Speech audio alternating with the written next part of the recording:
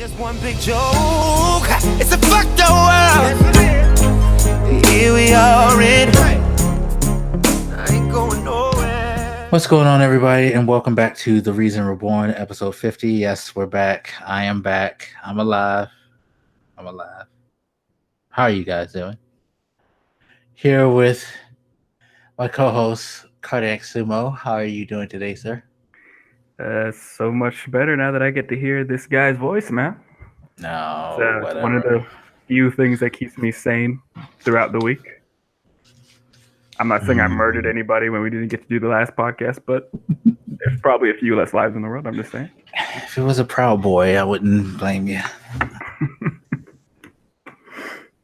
But yeah, it's good to have you back, man. It's I wish it was under better circumstances, I guess, considering the type of stuff we're probably going to talk about. I feel like I should have thought of like something. I'm probably going to go back into the hospital, y'all. So just know that if I don't come back for another episode next week, it's because this show killed me. Put me back there.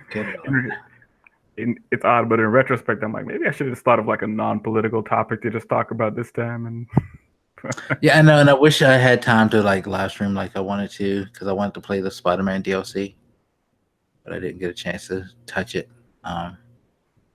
But we do have Red Dead, so we could always shift towards the Red Dead expectations. So we're probably going to do a spoiler cast, I guess.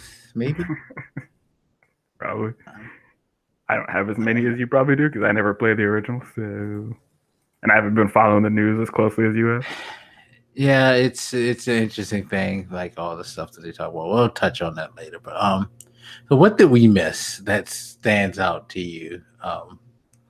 There's a plethora of different things that we missed. Sure. The fallout of Kavanaugh, of course, because there still was that whole him making fun of people and all that dumb stuff. Yeah. I mean, he is now confirmed. He is a associate chief justice or whatever, so he's on the Supreme Court. Yeah. Congratulations, I guess. But yep. The Empire won. The rebellion has been crushed, as they were always going to. I don't know if I mentioned it last time, but I know you and I were messaging back and forth the other day, and in the aftermath of that, I just wanted to say that I feel like whoever leaked this information about her identity and stuff ought to come out publicly and apologize for that, because you put her through a lot of stuff, from having to move because of whatever threats they were getting at their house, to being forced into the public eye to talk about a sexual assault that happened to her during her, teenage years or whenever it was, to being mocked and ridiculed by the president of the United States of America. Like, you drug her through a lot, and I don't know what it was all for, because this dude is on the Supreme Court. They got what they wanted. So why, I feel like you should apologize just for that. I'm not saying like, I don't know. I'm not necessarily saying that, yeah, you should have definitely used her to stop this dude and won with that. But I don't know, something.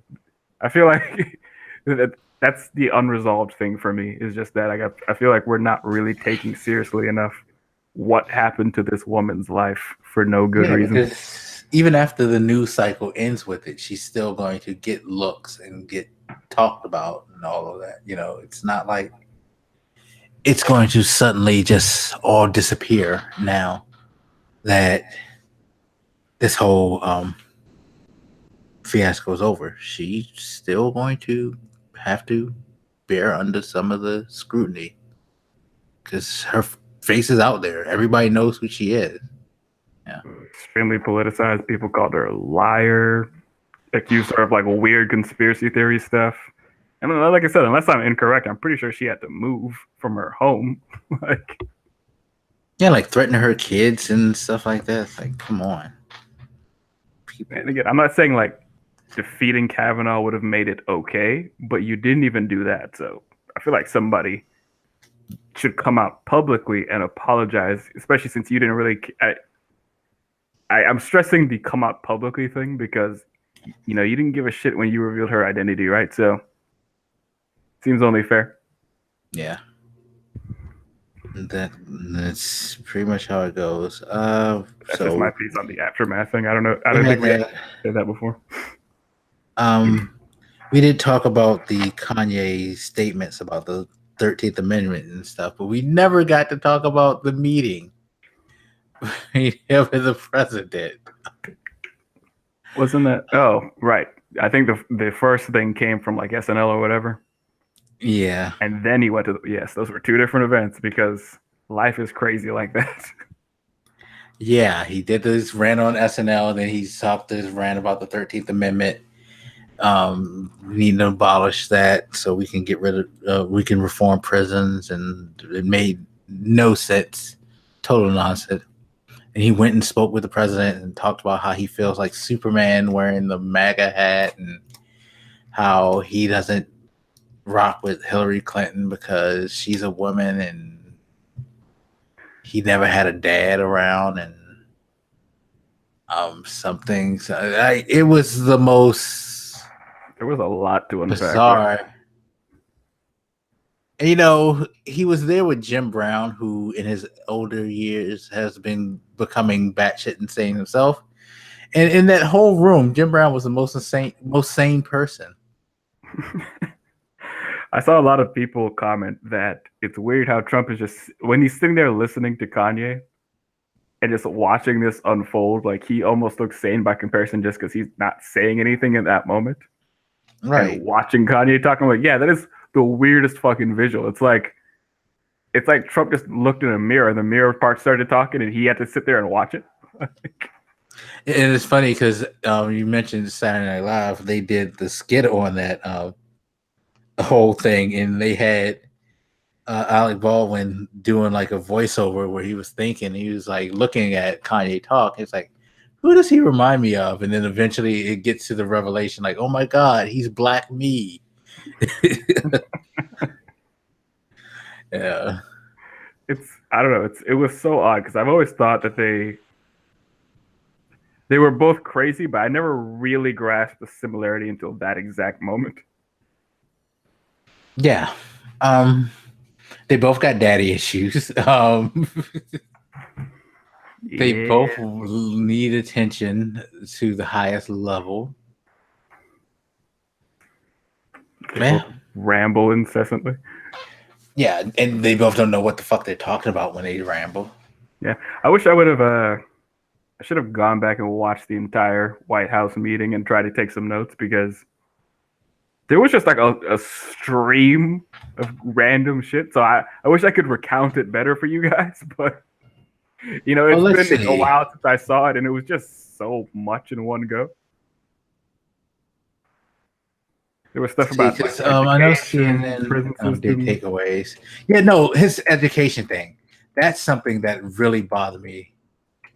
When he was like, he hates school and he thinks school is he basically summarized school as dumb and that education is useless. And at that moment when I heard him say all that stuff about school, I swear I thought his mom's soul was going to jump in that room and choke the shit out of him. For those of you who don't know, his mom was a college fucking professor, a pillar of education. And this motherfucker's talking about education ain't shit. The fuck?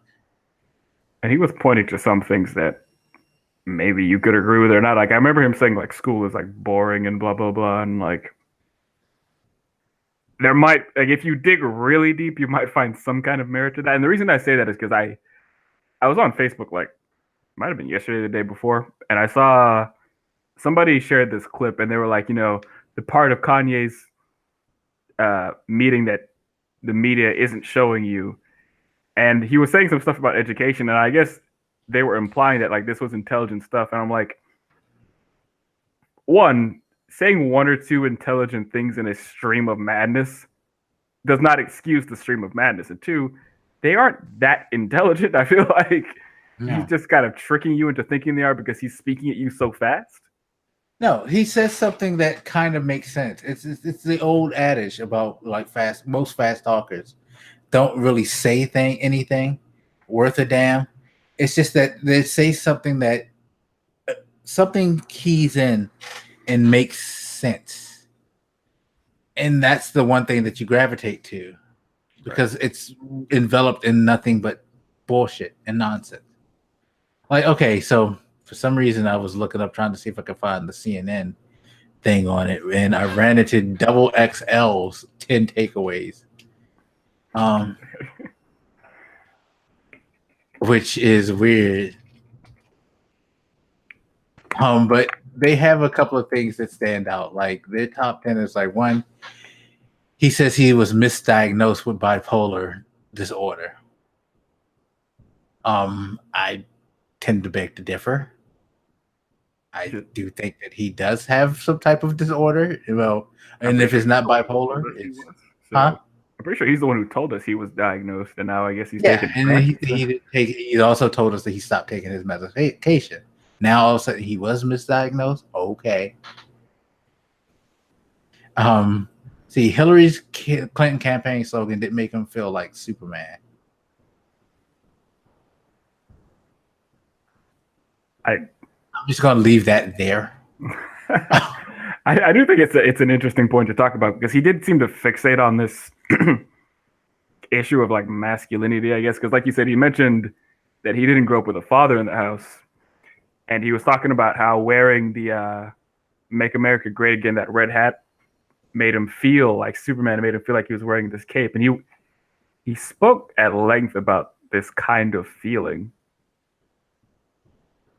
And I don't know what to make of it exactly, like this odd masculine crisis that he was kind of describing. And that like Trump seemed to like, give him back this masculinity that he was missing or maybe never felt like he had, or I didn't really know what to make of what he was saying there. Yeah. I feel like the SNL skit was right. He just wanted to come out and say, "Would you be my dad?" Number three. Like go ahead. It is a weird kind of statement about what you think is masculine. Like, what is particularly masculine about Trump that he is a bully? Because otherwise, he's not like a particularly masculine figure. You know what I mean? Like, yeah, he's not a fatherly figure at all. You're talking about a guy who's had multiple marriages with multiple children, divorced the previous wives, cheated on his current wife while she was pregnant with his youngest son. Like, it's not necessarily the example you want set forth as a father. Yeah. I mean, I hate to use the term, but if he is an example of masculinity at all, it would be like the toxic form of masculinity. You know, I know that term toxic masculinity goes around. I do think that there's a more positive, benevolent form of masculinity, but he doesn't embody it at all. If there was ever an example of toxic masculinity, it's him. Degrades women, bullies people. I mean, there's just nothing particularly strong about the dude. So if you do feel like you're missing some sort of masculine influence in your life, I don't feel like he's the one you ought to have gone to fulfill that role. Yeah. Nah, it's a ridiculous thing for him to say, to be seriously. Number 3, Ye believes racism is an invisible wall. We're calling him Ye now? Like, we have to do that? Like, I know he said that, but I don't want it. It's double XL. One is a poorly written hip-hop magazine to begin with. Always has been. Yes, I said it. What? And you know, they just go with the current thing. But he said a liberal will try to control a black person through the concept of racism, because they know that we're a very proud, emotional people. So when I said I'm like Trump to someone that's liberal, they say, "Oh, he's a racist. You think racism can control me? Oh, that don't stop me. That's an invisible wall." I'm not sure I'm understanding what he said. An invisible wall in the sense that it's a wall to keep you away from more right-leaning thinking. Like, I don't understand what that means. Exactly. What is it blocking you from? And this is a problem what I have with people like not listening, because like if you just kind of heard that in the background, you might think, yeah, whatever, like all good. but he can just say like a stream of words at you that don't really mean anything in practice. Like if you read it in a book, like you were just reading a book and you came across these as lines, you would stop and be like, what the fuck? What am I reading? I don't understand this. I need the teacher to come explain this. Was this written in like some other form of English? Like, Yeah, because I'm trying to figure out what's the value of the control that liberals get with racism, by telling us that racism exists. Assuming this is what his point is, like, okay, so you're telling me water's wet. What are you controlling me with?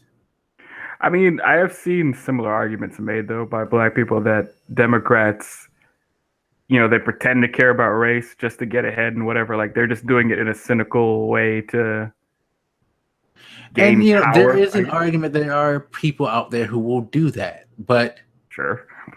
again, these mass conspiracy theories that people jump on is really, really dumb.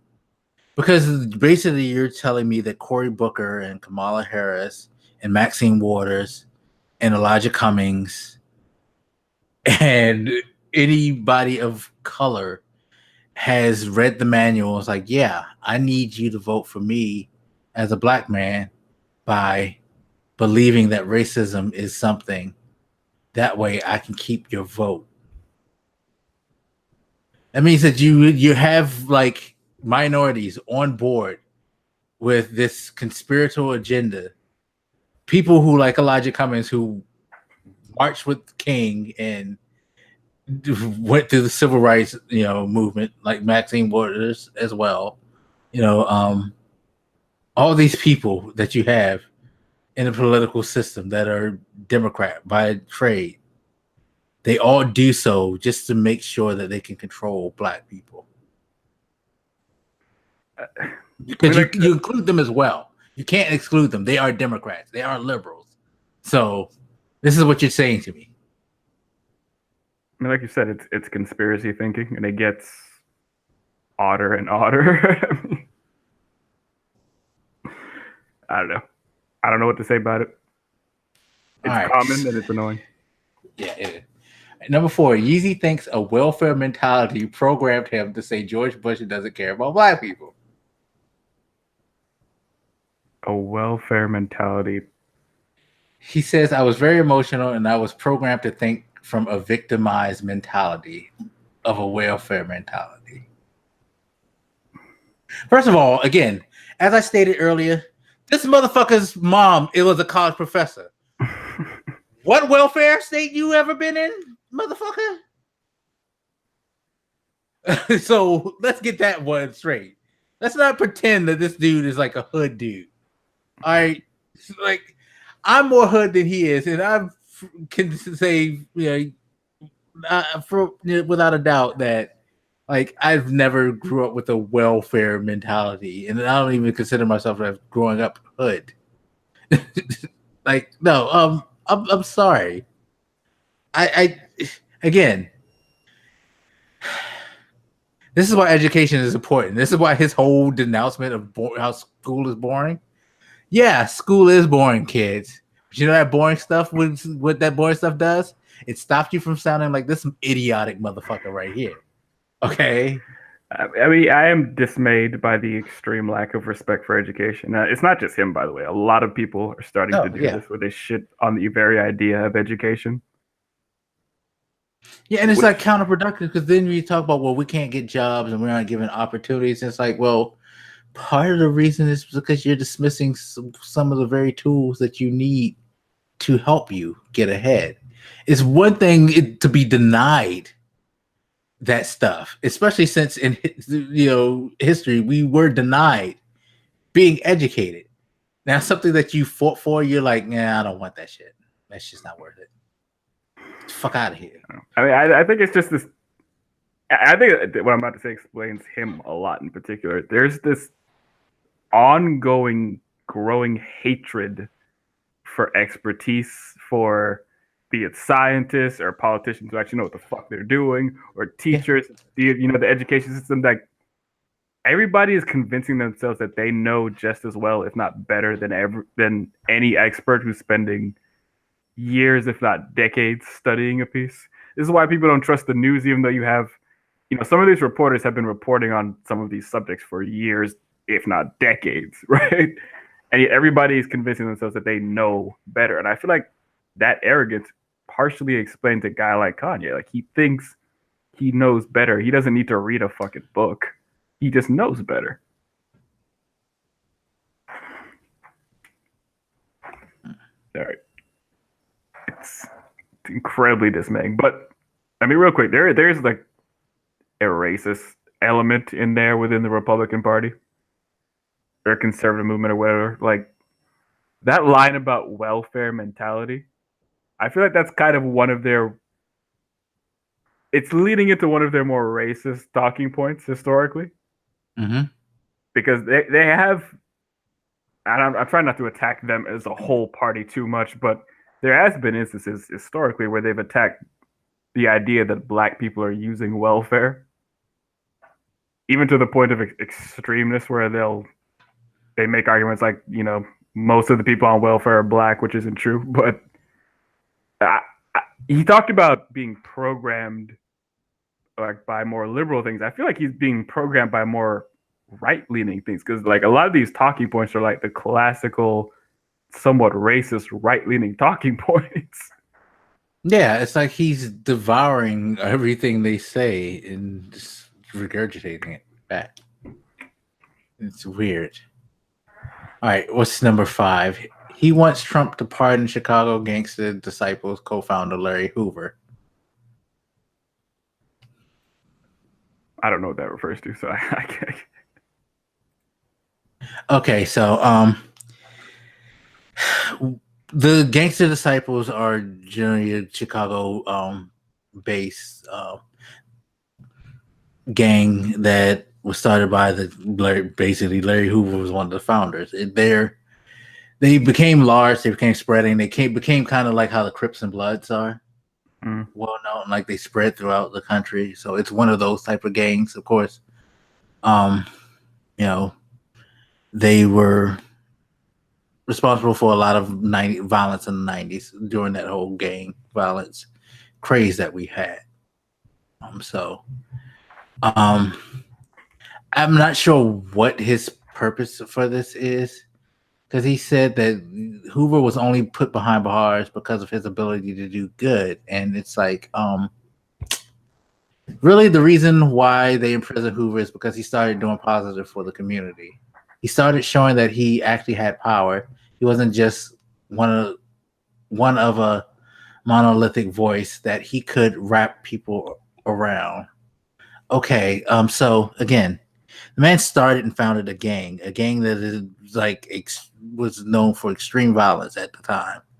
I'm sure, like, if I can't remember the exact history, but I'm sure at one point he probably did say we got to stop this shit. But that's after years and years of like spearheading murder, and other criminal activities. So if you want to say like maybe he's served his time and maybe now he needs to get a chance to like, get a second chance. Okay. And mind you, this man is serving 6 life sentences for the crimes that he did, by the way. So he ain't do no lightweight shit. For all the good that he did, he clearly did enough bad to get 6 fucking life sentences. I wonder what the record is on that shit. That feels like a lot. Yeah, no. Because his convictions were murder, conspiracy, extortion, and continuing to engage in criminal enterprise. Because I do believe, like, yeah, he was still running the gang from prison at one point. So, yeah. No, he's a bad motherfucker. He's not a celebratory figure. I mean, if you're that person who romanticizes gangster shit, then he's one of your fucking pillars. But you know, it's not like he was a good dude. You know what I mean? Well, I guess it sounds like that talking point is just nonsense. I don't know what to say about it other than I'm not sure why he brought it up. It's the funny thing is, it goes to the quote unquote welfare mentality that he tried to talk about, because it goes to that whole mentality of like deifying criminals that we have in society, in particular in Black society. You know, the whole Scarface mentality bullshit. You know. Again, yeah, he probably now, like, after he's gotten 6 life sentences, it's like, yo, I regret some of that shit, and I don't need y'all kids to do that. Like, and he may use some of his money now to do youth programs. And you know, some drug dealers, yeah, they have, like, in gang kingpins and all that, have instituted programs in the hood to like help poor kids and stuff like that. But it's like a contradiction. Like, sure, you're funding the youth football team. At the same time, they just hauled off 3 bodies that your people put down on their football field in a dispute. You know, it's like, yeah, you can't. To me, I feel like we side too much on like, oh well, at least he did this. It's like, yeah, but he's murdering people. Like, he's a criminal. Like, I mean, there is an odd willingness to forgive crime that I see. Like, I hate to say this, but for like Black people, for Black criminals, I never understand it. I do think you can talk about whether, you know, if time has been served or maybe the sentencing is unfair or whatever, but like sometimes I see a weird willingness to just not acknowledge the severity of the crimes that were committed. yeah. Like I'll see, you know, free such and such, and like, no, such and such is a fucking psycho. Never free that move, you know. But Yeah.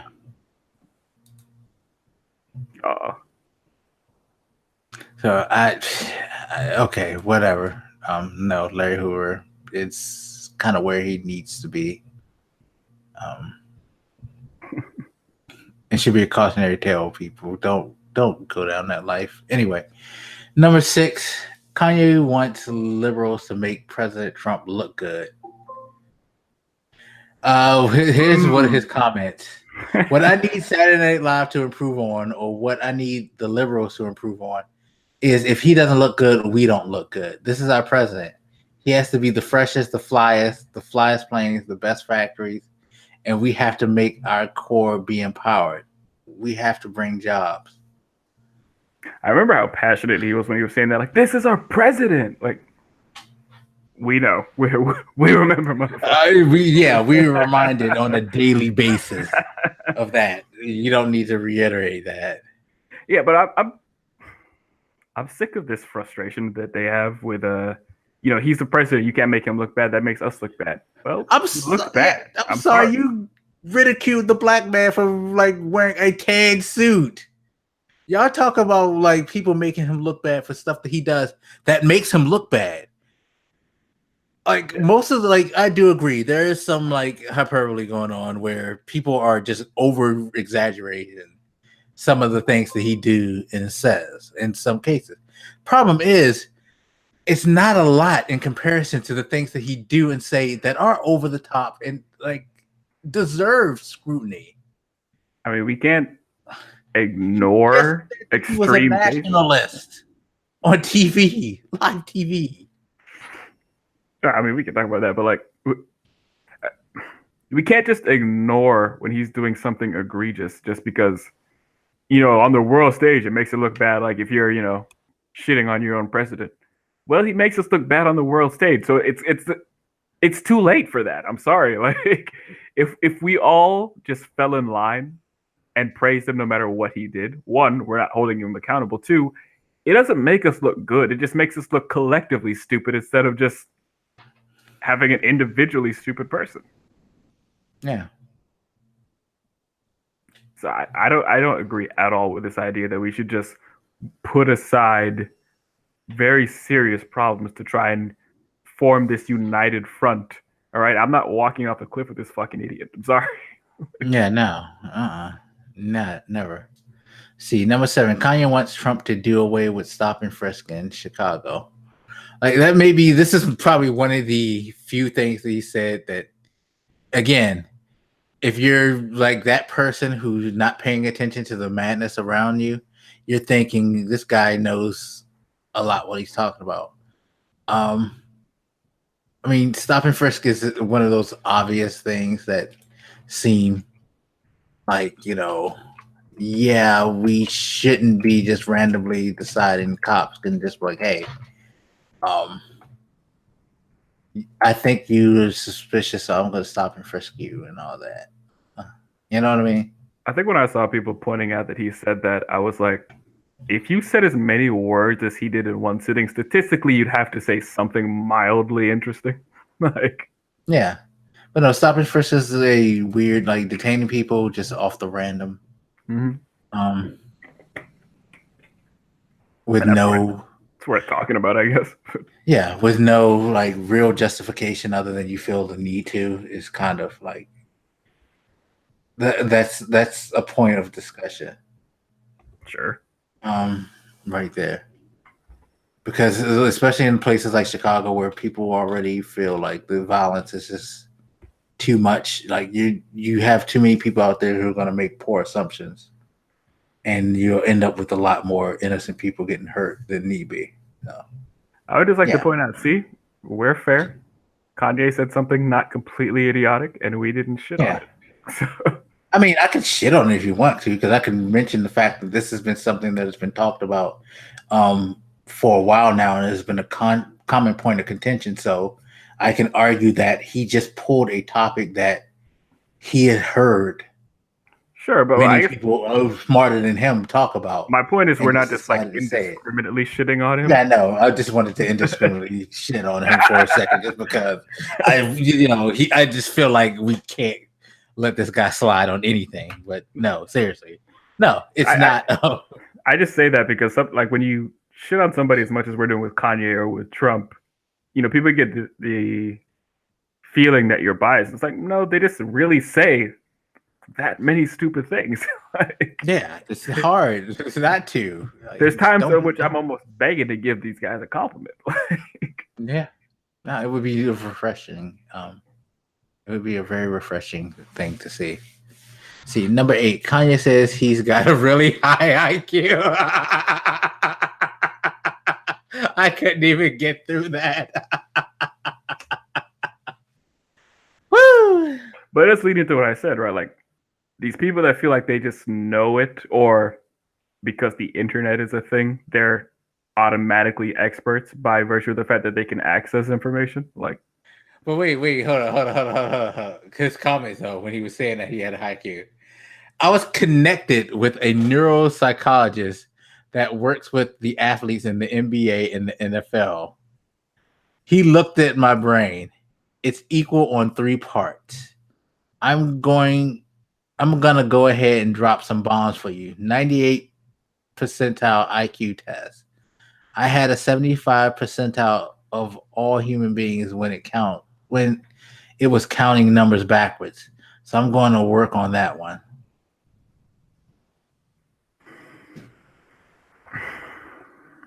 So I remember, I am starting to remember when he said that. And I'm starting to realize I watched more of this than I realized. But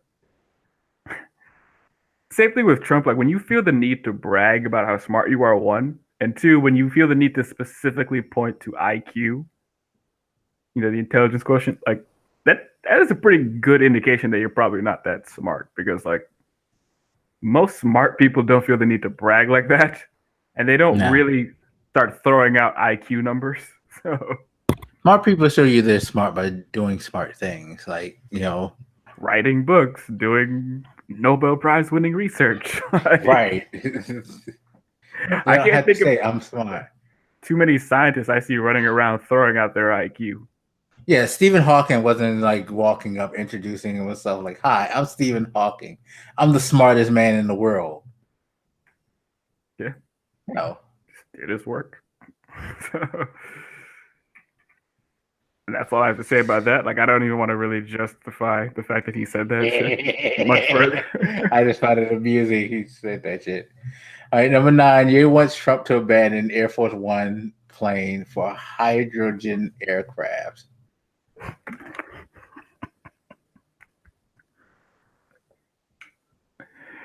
Whatever. I don't want to talk about that.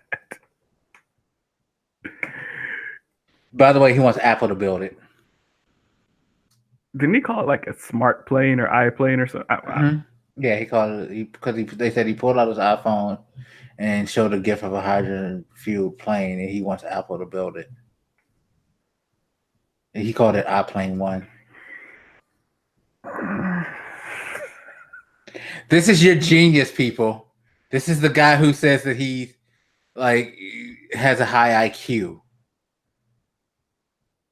I'm gonna pass commenting on that one. I can't. I'm not gonna make it to number 10 if I have to comment on number 9. Okay, so number 10, mercifully, Yeezy wants Trump to bring more manufacturing jobs to Chicago. Again, can't dispute that. He's from Chicago. He wants his town to do well. He wants more jobs for the people in town. All right, cool. I dispute that. I mean, this fantasy about bringing all these manufacturing jobs into America is a fantasy. I'm sure you can create some, but automation is a thing. Like, I don't know why you're always trying to bring back these jobs that are inherently on the chopping block when you look at technological advances. It's like Mr. iPlane wanting to make a smart plane so you don't need pilots and shit and take jobs away from motherfuckers.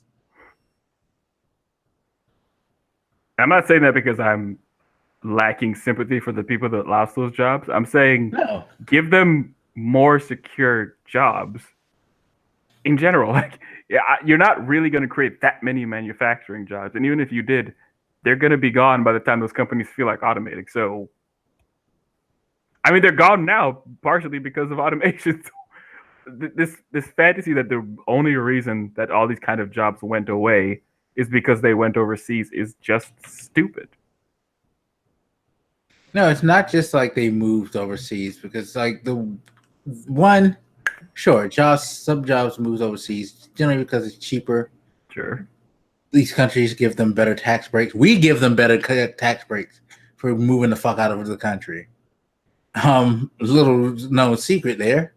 And things like that. But there's certain things, just like the car industry. Every day the car industry is pushing towards industrialization, where they don't have to have a bunch of people putting the cars together. They don't have to pay a bunch. Companies are going to try to do whatever they can to ensure the most profit they can get. And one of those is automation. And as science and technology grows and automation becomes more reliable, just as reliable, if not more reliable, than human beings, the need to have factory workers lessons. You generally we're at a state in society where, and this is where this rolls back to the education thing and why he's an idiot for denouncing education. We're rolling into an era where the majority of jobs that are going to be left are going to be skill-based. They're going to be things that you need a human being to do, like what you do, programming, things like that. Yes, there are computers that are getting to the point where they can do programming themselves, but there's something about a human being programming that's a little bit more, at this state at least, probably more trustworthy and probably more accurate, because you will continually look for the problem instead of just do what you're programmed to do and leave it there, you know? I mean, my stance is that eventually the machines are going to replace all jobs, and we need to talk and more. They are. And I agree with that too. But it's just like people need to recognize that if you want to survive, or at least have a better chance of growth, you want to get your education, you want to be in more skilled positions. There's because things break and things going to need to be fixed for someone, and that's where you're going to lie. That being said, the fantasy of like we're going back to the old Rosie the Riveter days where like everybody's in the shop like making the candy and the cakes and the bolting on the tires and stuff like that to the cars. No. Working in coal mines is a good job. Yeah, no. That's why you have people investing in these retraining programs to get people out of those kind of jobs or open up more opportunities for them so they can work in other jobs. Stop trying to bring back the shitty jobs that aren't going to stay and aren't safe. Make it so that they can enter newer, better jobs. Yeah. This old school mentality is just, I don't know, not productive. I mean, I think part of it is because, there are people who need jobs and they need a paycheck. They need to, you need money to survive. But you shouldn't just want to just give someone a job just to survive, because you end up in the state that a lot of people in the United States are, where you have the crushing debt and you have the, issues like that, because you're not working. You're not necessarily making a living. You're just working to like live. Literally live. Like you cannot live unless you work, and it's not pushing you anywhere. It's not furthering you anywhere. It's not building towards something. So I can accept wanting more jobs to come there. Yeah, but stop trying to feed people these fantasies, because it's not fair to them, because it's not going to work, and you know that, or he doesn't know that, but collectively we as a society know that. Yeah. So, but it looks like we made it to number 10. I don't know how, but I thank you for bringing up that list, because it shows the point that I said right before we started, that this was just such a flurry of random shit. Yeah. No, it made no sense whatsoever. It was like he cracked open his brain and just spilled it onto the Oval Office desk. Yeah, no. And no one was better for it, except for Trump, because he can now say that, hey, look, black people like me.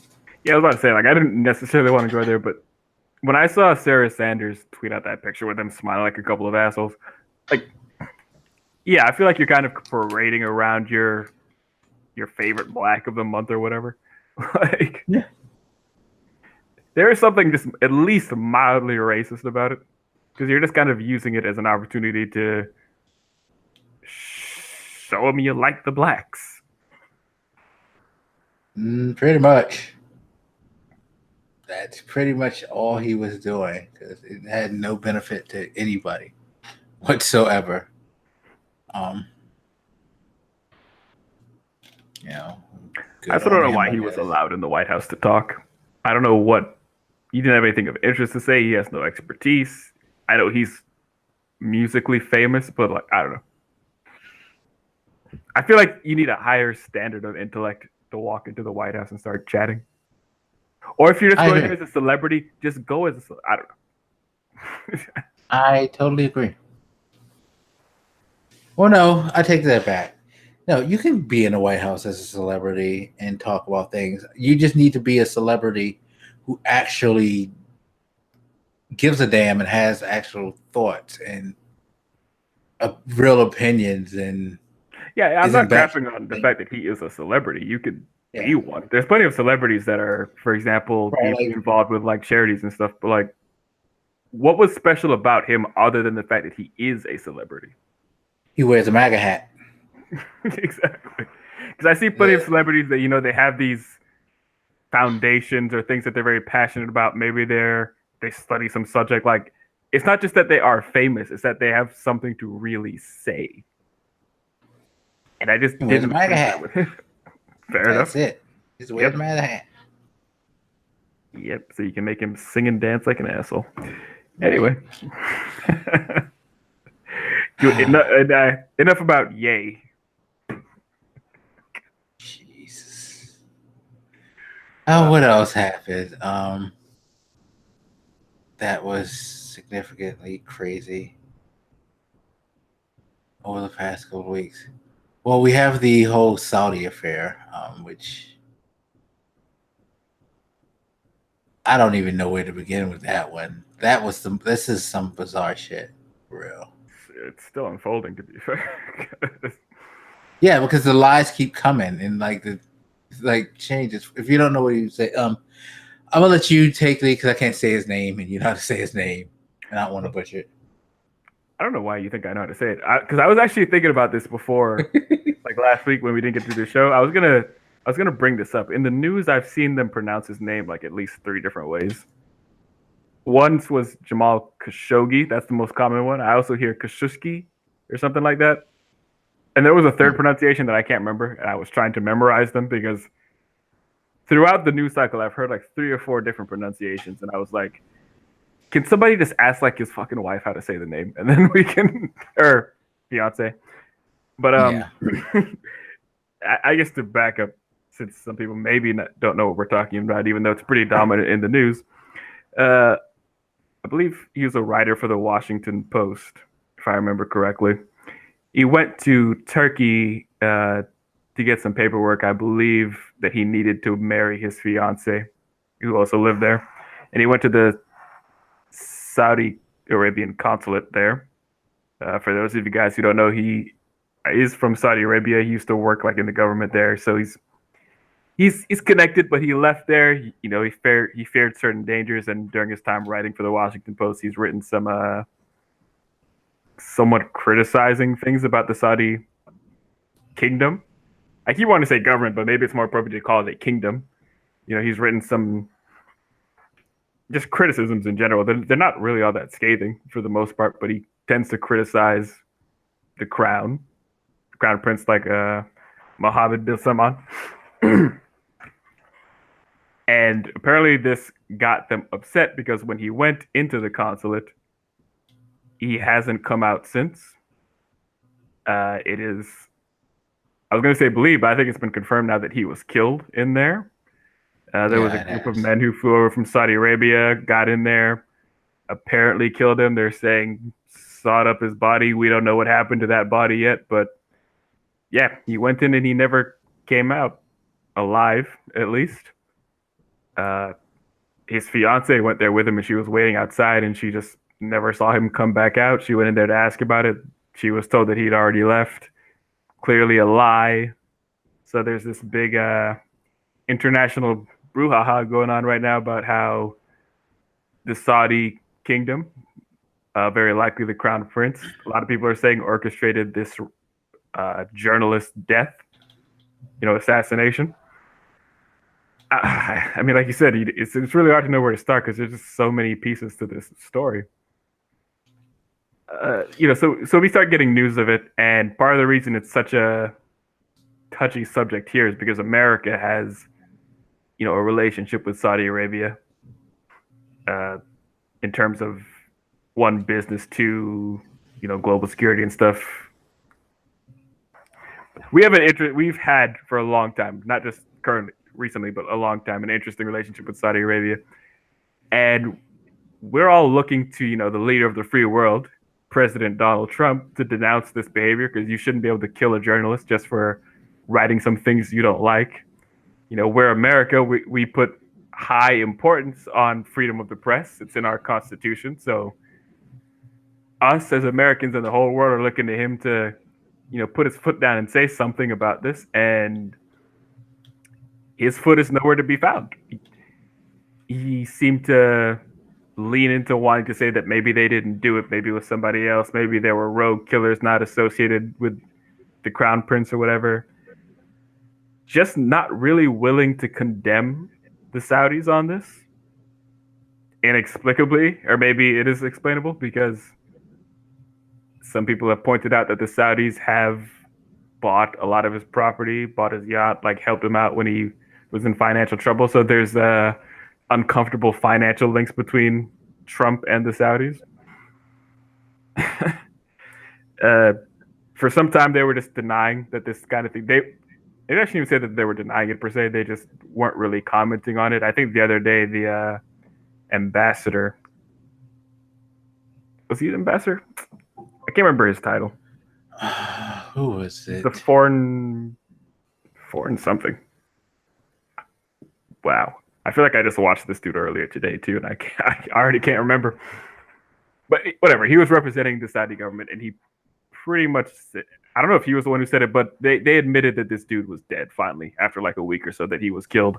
And what they said was they got into some kind of a fist fight, which resulted in his death, which nobody believes because, you know, one of the people that came and was presumably involved in this was I think an autopsy specialist who brought a bone saw. And a lot of the commentary is, why would you bring such a person if you were, I don't know, just going to do whatever? That escalated into a fist fight. Presumably you expected to kill somebody if you were planning to dismember them with a bone saw. There's also been footage recently that came out with, you know, when Jamal Khashoggi, which is how I'm choosing to pronounce it, walked into that building with whatever clothes he had on, somebody else walked out with the same clothes that he had on. It's just an ever evolving story that I'm still keeping my eye on. So I know I just gave you guys kind of a dump there, but there's just a lot going on. Let Black hop in before I just never shut up. It's a lot though, because it's just like,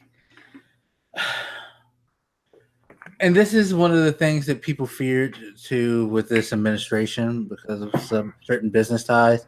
A lot of people are feeling that, like, because Trump's handling of it, of course, has been poor. Because when it first was exposed, his reaction was, "Oh, here we go again." He literally said, "Here we go again," making accusations without, you know, basically say guilty before being proved innocent. Accusations, comparing it to the Kavanaugh thing, which tasteless, very hacky, considering we're talking about someone's life here.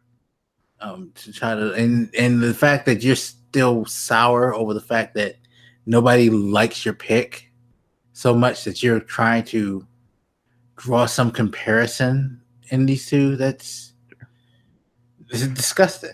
So extremely fucking disgusting. The media has been reporters, I should say, have been trying to press him on, you know, if they did do it, what would we do? What are the consequences? And there's two things that he pointed out that really kind of disgusted me personally. One, he at first tried to kind of distance himself from this issue, saying, well, this guy, Jamal Khashoggi, you know, he's not a U.S. citizen, was pretty much his point. Which I just found really gross because, one, not the point. You're the president of the country that really has been championing stuff like freedom of the press throughout the rest of the world. Like, a lot of them are following like more our model for that shit. So right, it's not the point. One, two, this guy, I believe, was a permanent U.S. resident. Like, his kids, I believe, are U.S. citizens. Like, they're born here or whatever. Like, he was living in America, contributing to an American paper.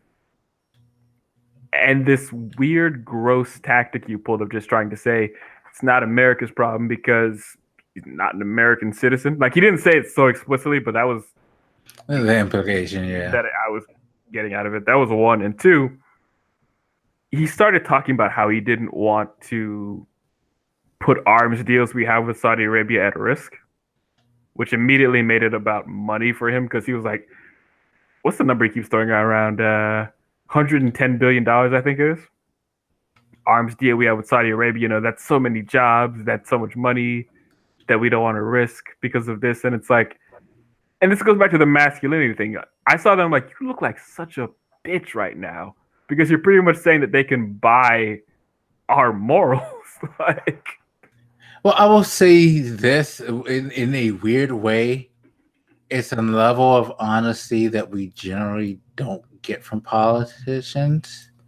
As sometimes we tend to always know, like, part of the underlying reason why we don't act on certain things is because of our business relationships with countries. That being said, it's a fucking disgusting thing to say openly about a man's life like that. Like, this man has no fucking, like, tact, no fucking, like, clue as to what the fuck he is doing, because it's openly saying, like, yeah, kind of am willing to bend over and spread my ass cheeks for these people right now. So could y'all shut up?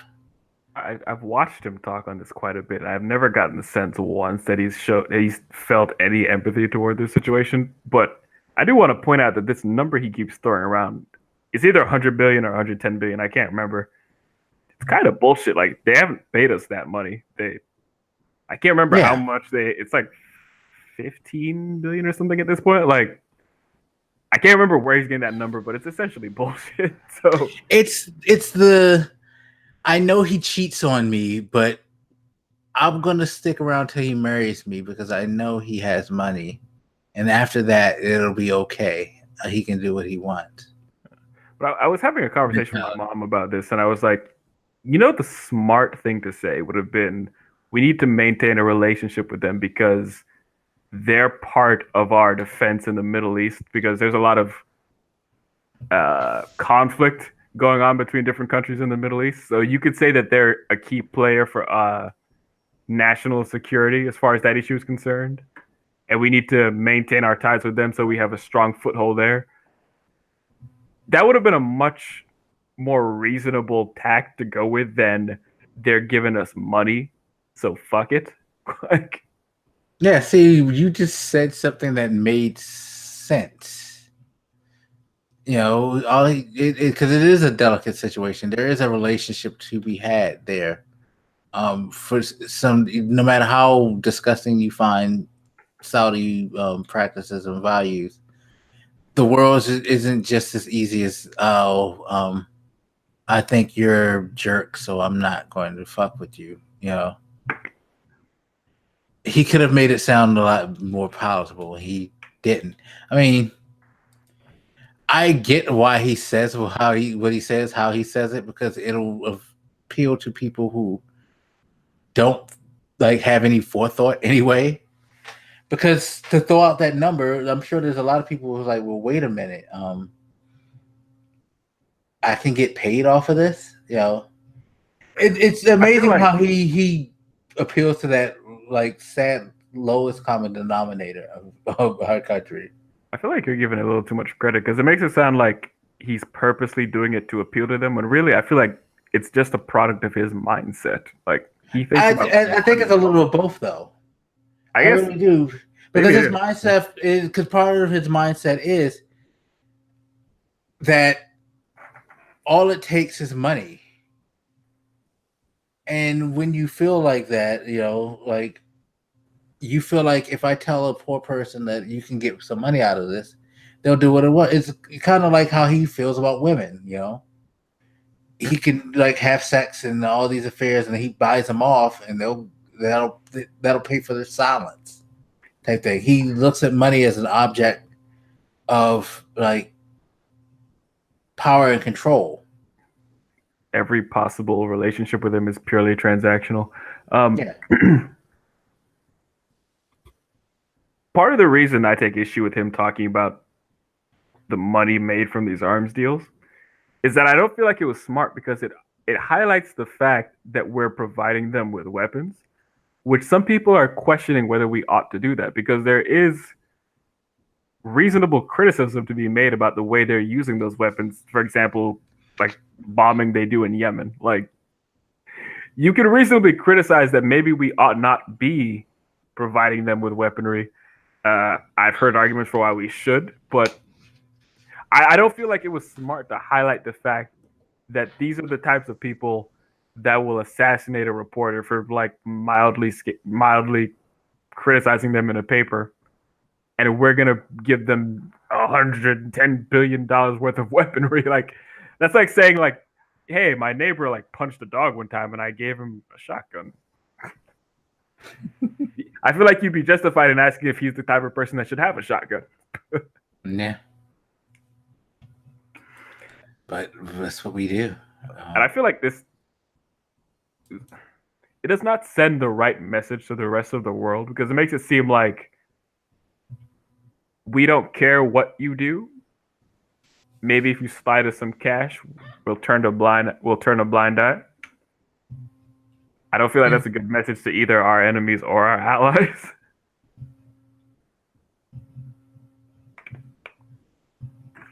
Yeah, no, it shows a deep issue that definitely isn't going to get fixed in this administration because yeah, he's willing to do whatever he needs to do to get paid. So, And I guess real quick, the another major criticism about the way he's handling this is a lot of people are saying that he might be partially responsible for emboldening them to do this because of the way he's always talking about the media. You look at the numerous instances in his rallies where he's like pointing out the media and like, I don't want to say threatening them with violence per se, but kind of stoking the crowd against them the way he talks about them on a daily basis. Hashtag the enemy of the people. Just the other day, he was praising that one dude who body slammed a reporter for asking him questions after the Khashoggi death. Like, I don't know how much merit there is to this argument that he's emboldening actors like that. But when I see shit like that, I'm like, maybe he is. Maybe he is part of the problem. Maybe they are looking at America's president and the way he talks about the press and are thinking it's okay. yeah, I mean, it wouldn't surprise me if it was because, I mean, seriously, we still, regardless of how dynamics change, there's still a lot of this planet that looks at us as like the example, you know, the leader. And if the leader of the free world, the shining example of the world, is now on board with the things that Trump is, yeah, I can see a lesser country like doing some shit and then be like, well, you know, because it's always happened anyway. But now it seems like it's an easier, like, well, look what you guys did. Sure.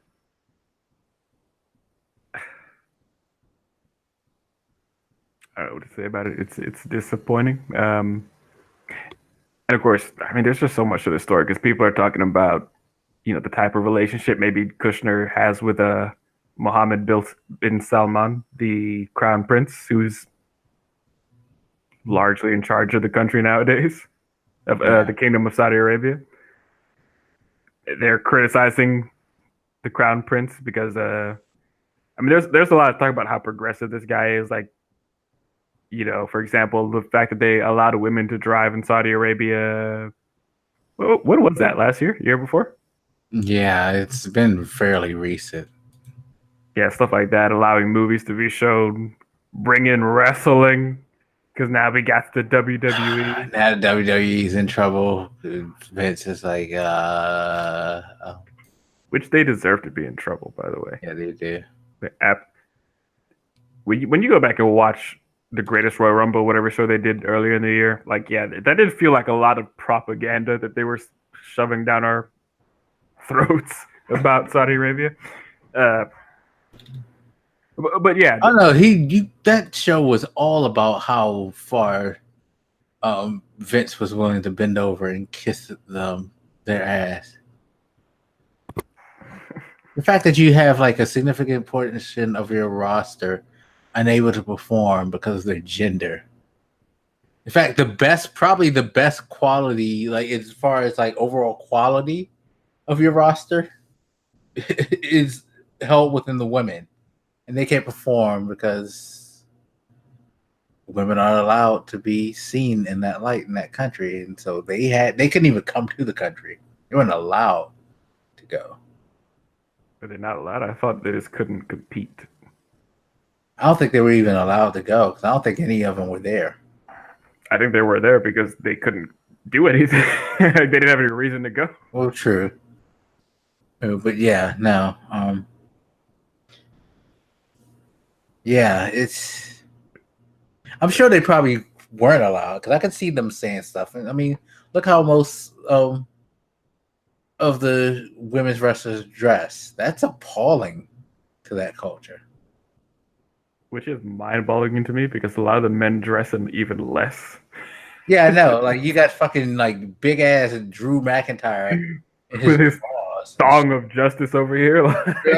you know, but yeah, covered up Ronda Rousey. It's an abomination because she's wearing a singlet. Okay, whatever. Fuck it. Yeah, but now he's catching a lot of criticism because,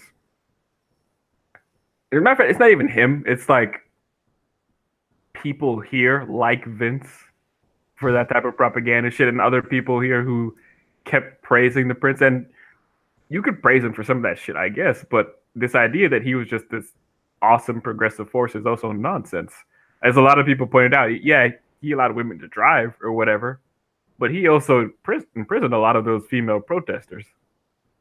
So, I mean, he does a lot of not good shit that I feel like maybe a lot of Americans tended to let slide because they started to look at him as they started to buy into this image he was crafting as this big old progressive force in the Middle East. I would contend that a lot of it is just them trying to appease him, though, because it's just like, yay, you're doing such a good job, so would you sign this contract, please? Type of thing. But I mean, even we're just so fucking. This is why we need to get away from natural gas and oil. God damn it.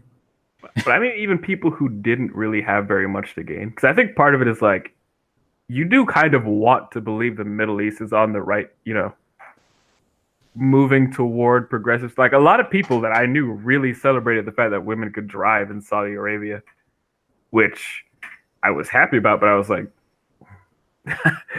does that not just tell you? Does the fact that they're just now getting women to drive not reveal that there's a problem to you? But I better shut up. Yeah, but isn't there like some crazy rules where they can't do it alone and all that too? Well, I think generally they need a male escort anywhere in public. So yeah, so seems like it would apply in cars, but I don't know. My point was just that I feel like a lot of people here now kind of have egg on their face because they kept kind of buying into and feeding this sort of falsehood, I guess, about just how progressive this dude was. I'm just trying to figure out how that didn't die when all those arrests happened. Like, which ones? Oh, the arrest of those women? Of all the sheikhs. Remember? They arrested a bunch of Saudi princes and stuff. I thought you were going to talk about that weird imprisonment in that hotel or whatever it was. But there's a lot of stuff that goes on there. And I know, there's a lot of shit going on in America, but I feel like if you look at some of these countries and the way they conduct shit regularly, I think you'll appreciate America a little bit more. Yeah, and now Trump is trying to sound tough because I just saw an article where he basically made a statement that they engaged in the worst cover-up ever. Motherfucker, you were just like acting like you were offended. You were part of that cover-up. What do you mean? Yeah, you were. You were the one that floated this whole, what was it, rogue killer shit to us in the first place. What are you talking about? We heard that from you first.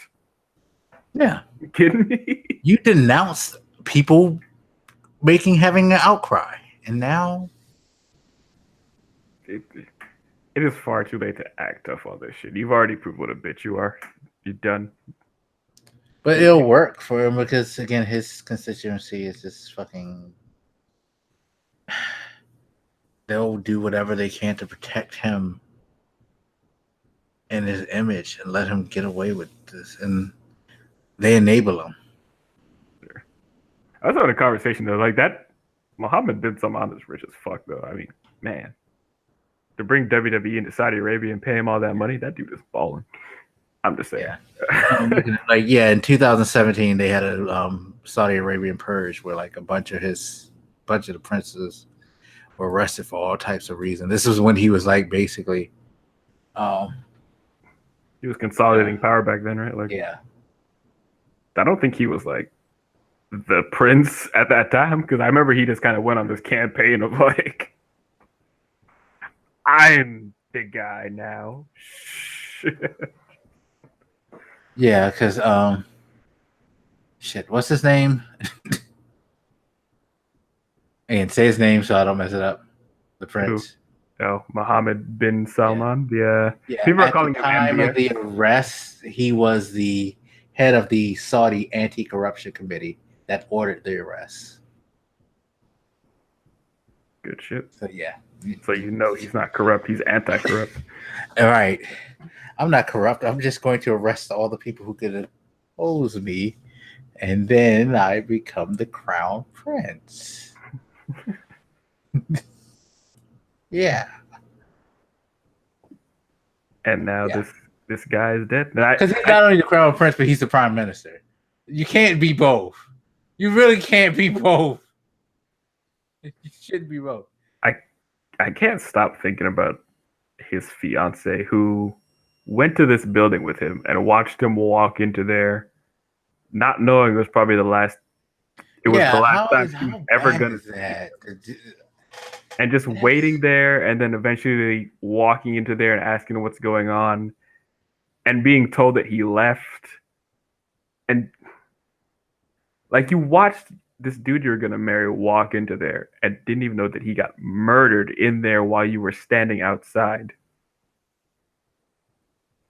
I don't know, that I just cannot get that thought out of my mind that this woman is out here now whose husband was, or fiance, I guess, was murdered, presumably for the type of shit he wrote. I don't know how she's feeling. I don't know how she could possibly go through what she's going through. Shit is crazy. I mean, I talked about, the fact that we don't think enough about how Christine Blasey's Ford's life has been since this Kavanaugh shit. I don't know that we're thinking enough about this fiance. I'm not saying that reporters should go and harass her and get on camera and fuck with her. I'm pretty sure she's going through a hard time right now, but I don't know. It's worth thinking about.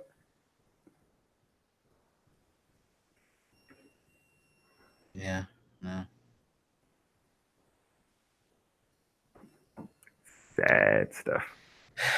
Yeah, and that's the world that we're in right now, people. And I guess there was also there was some people trying to point out the claims the ties he had to more radical Islamic stuff, which was a part of his past, I guess. I mean, he seemed to be later in life embrace more American ideals, so I don't know. I don't think it's worth talking about too much. I feel like that's just one of these tactics people were trying to use to kind of make it seem like you shouldn't give a shit about this guy. Yeah, I know. The fact of the matter is they were wrong for what they did, and they need to be held accountable. But it's not going to happen. I was gonna say, I don't even know what that looks like. I've heard of people talk about doing something to MBS. Feels doubtful that I've heard them talk about sanctions and shit.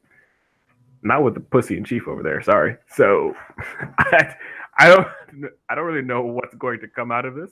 I think, is it next week or 2 weeks from now or something? They're supposedly doing some sort of investigation that they're going to tell us about, which I find extremely insulting. Because I'm like, you killed a motherfucker, so you probably know what happened, right?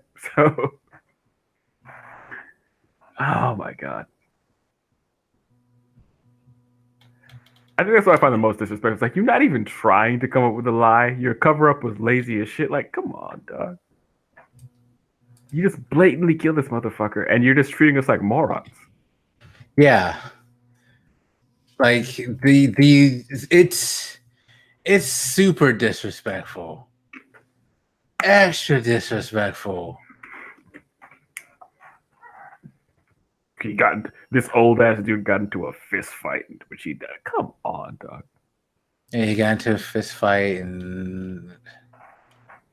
but it's okay, if he got into a fist fight, he died. Why didn't they put out a report? Where was the police report? Why wasn't his fiance notified? Why was she told he left? Was that dude there with the bone saw? What were you trying to do with him in the first place? Even if you believe some of this nonsense, it's still not good. You shouldn't be going after people physically for writing shit you disagree with anyway. Yeah. Yeah. But again, this is the state that we're getting. Well, maybe we're getting back to. I don't know, because I don't know how things are completely over there. I've heard stories of press being attacked before this, so I mean, it's not. I don't think it's new in itself. It's just I feel like it's extra weird because of the type of president we have. Like, we're just kind of watching him to see if he'll act like a president one day, and just are continuously disappointed when he doesn't. Although we shouldn't be surprised, because remember, this is the guy who made fun of and mocked the idea of the concept of being presidential. So, I mean, he's pretty president. I mean, he called what's her face horseface the other day. That felt pretty presidential. Not the right type of presidential. Maybe rapper presidential, but not. Like a rapper could come up with a better name than horseface, but whatever. I don't know. These rappers these days, horseface is probably the only 2-syllable word they can say. Yeah. For those guys who don't know what I'm talking about, I guess Stormy Daniels lost a defamation suit against him, and he was talking that shit, and he was like, not going to be able to go after old horseface or whatever over there. Which you aren't, because what are you suing her for? And then everybody was like, how come you coming after this woman talking about her appearance and shit? And I was like, do we remember who we're talking about? Response should have been, so you like fucking horseface women, huh? Is your type horse faces? I mean, are you saying your wife's a horse face? I'm belittling it a little bit, but it is kind of gross the way that his natural instinct is just attack women's appearances. I will say that. It's very old school and very childish. It's just like, okay, here it is. Like he tweeted out some quote. It says, federal judge throws out Stormy wow, did he misspell Daniels? Yeah, I think. How do you spell her name? I had to stop just to look that. I'll look it up later. Federal judge throws out Stormy Daniels' lawsuit versus Trump. Trump is entitled to full. How did he spell it? Danials. I guess I would have thought there was an E there, but I could be wrong. No, they misspelled it. No A. So he was quoting at Fox News, and then he was like, great, now I can go after Horseface and her third-rate lawyer in the great state of Texas. She will confirm the letter she signed. She knows nothing about me, a total con. Real quick, I wanted to ask you, do you know what letter he's talking about? Is he talking about the non-disclosure or whatever it was? Yeah. First of all, you told us forever you didn't know who this fucking woman was. Yeah. And then you guys were saying that nothing happened between you. Black, save me, please. Yeah, I know. By the way, his lawyer, well, at least the lawyer story, Stormy Daniels, is in trouble, so he can get some satisfaction out of that. Because you heard about his, he owes $4.85 million in taxes. Who? Michael Avenatti. Avignani. He owes $4.5 million. $4.85 million in taxes, or money to a colleague. Sorry, an ex-partner or something like that. Yeah, so he's now stuff starting to come out ever since this thing. It's kind of funny how her dismissal has started to come up roses for Trump, because now he's in trouble and all of that. It's it's hilarious. You know what? Just huh?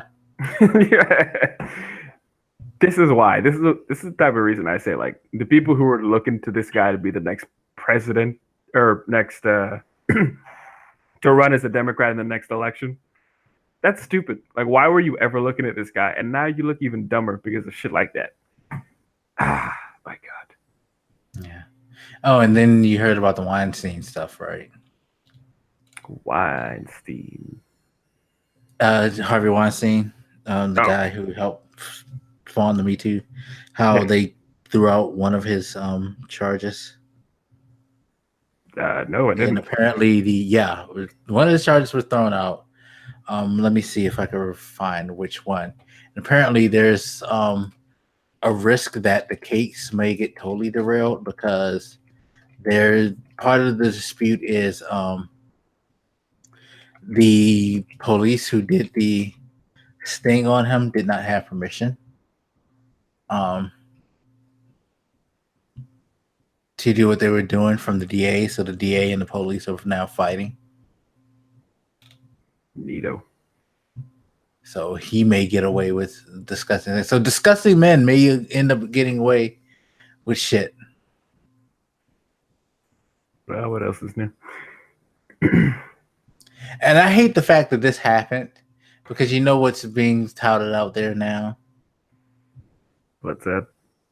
Oh, see what I mean? So Bill Cosby's guilty, but this guy isn't, huh? It's like, I'm pretty sure he's still guilty.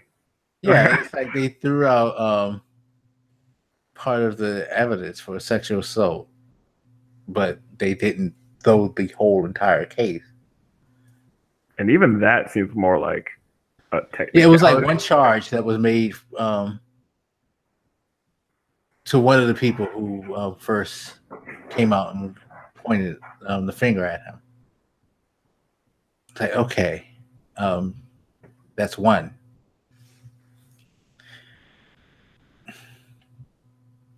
See, man, this new shit is hard to keep up with, man, because I didn't even know those last two. Yeah, it's pretty wild. Also, $1.6 billion for the Mega Millions. So if you haven't bought it by the time of this record, the time you see this, you probably ain't win it because we recorded after the deadline. You know what? I bet Trump wins it. That'd be funny. I know what would be messed up is if Floyd Mayweather wins it because they said he bought 2,000 tickets. Okay. I just envision. I guess you kind of want to be like somebody who's pouring down on their luck, or maybe needs like a surgery or some shit. But you know, it's gonna be some asshole. That's the kind of cynic I am nowadays. But JK, I was born like that, I guess. Whoever wins, they can totally donate it to me. I will put it to good causes. Promise. Yeah, if I were to win it, most of it I would just give the fuck away because I don't like. I couldn't imagine needing that shit or wanting that shit. I'd probably pour like a bunch of money into like cancer research or. Yeah, no, I'm like medical scientific research. You know me with the extra life thing. That would be like first and foremost. I would just kick in the doors to like a research facility and be like, "How come you ain't solved this yet?" And just like throw money on them. Yeah, no, it would go to all the medical research, establishing educational funds all over the damn world. I would drain that money. I would be one of those people who, like, you know how they say there's always the horror stories, people win so much money and they're broke. Like, I wouldn't be broke because, of course, I'm going to invest in some stuff to, like, have some income from it, you know. But, yeah, my bank account is never going to ever read what it is, but within probably a couple of years. I mean, because it's like, I am not a greedy person. I am not, and I already like have issues with not being able to help friends and family with stuff anyway. So I'm gonna want to give it to people who I think it'll benefit the most. And I don't. Yeah, I mean, I never understood that. Like when I was a kid, I was like, if I ever got rich, I feel like there's a few things I would do, like maybe buy my mom a house or something, like, you know, just kind of permanent fixtures. Like maybe put some money in savings for like kids or something. And like after that, I'd be like, I don't really have anything more to use this on, so I'm just gonna start feeding it into. Oh, at the time, like different things I was passionate about, like solar energy, for example, shit like that. Like, Yeah, no, like I would go to Flint, Michigan, and I would like say, "Look, y'all need to fix that shit. I will pay That's for a the pretty cool- repairs. For the love of God, just get out the way." God, it is really fucking embarrassing that we haven't fixed it. All right, things like that. Again, like I said, education. People are like forever trying to get rid of education in this country. Like, no, like more scholarships, more like I'll build a fucking school for those who actually don't want to be dumbasses for the rest of their lives. Please. You try to make it sound like you don't want more Kanyes running around. I don't. Like I you really don't. I don't care how good your beats sound. You're a fucking moron and you're a bad influence to the world. And people like you need to be blighted out.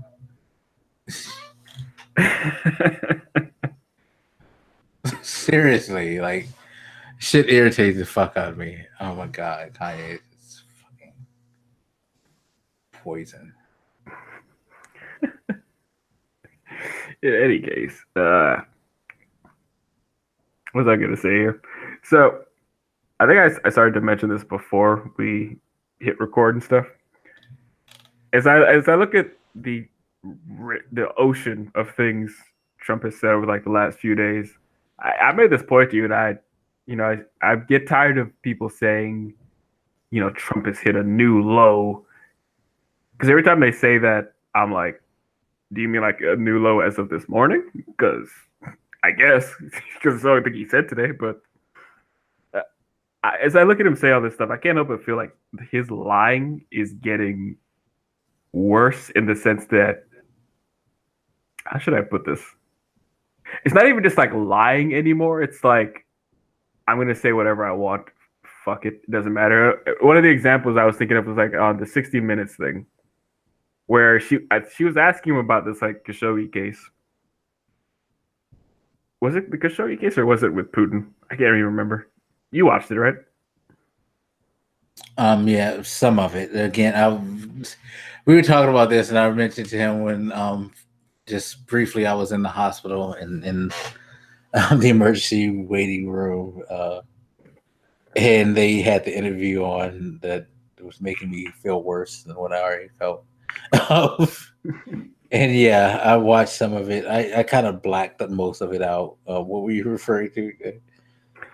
She was asking him about his response to, I believe, the Khashoggi thing, and she was talking about how, what he's saying is kind of an embrace of what the Crown Prince did. If it wasn't the Crown Prince, it was Putin. It was about Putin. It was Putin? Okay. Yeah, I remember. All this shit is like merging together. And he said something like, let it be whatever it is. And when he said that, I'm like, that's the problem right there. That was the turning point for me, because it's like, it's not just that he's lying. It's gone a step further where it's like he's not even bothering to lie anymore. He's just not answering questions.